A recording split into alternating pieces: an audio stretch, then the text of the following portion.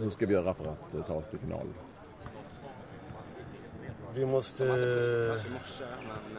spela vårt egna spel och våga lira och fortsätta med vår jobbarinsats.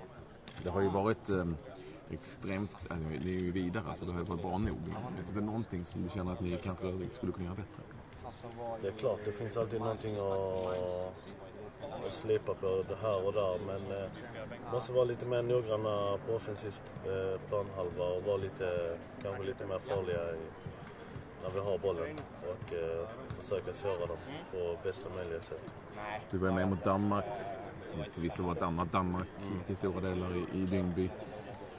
Det var ett ganska bra lag, det är det minsta man kan säga. Man känner det är ett helt annat lag det här i som ni möter, eller vad det var. Ja, men det är som du säger, det är ett väldigt bra lag och vi var ju en man mer i runt 60 minuter och vi hade svårt med det, så det kommer bli tufft och som sagt det är de 4 bästa kvar i turneringen och vill man vidare så måste man slå de bästa. Så Danmark stod ganska tänsa på presskonferensen att han är glad att det blir Sverige och inte Italien. Ja. Vad säger du om det?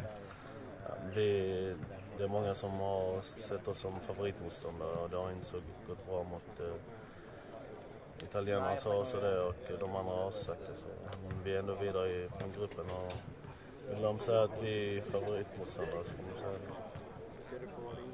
Hur går det annars med danskan?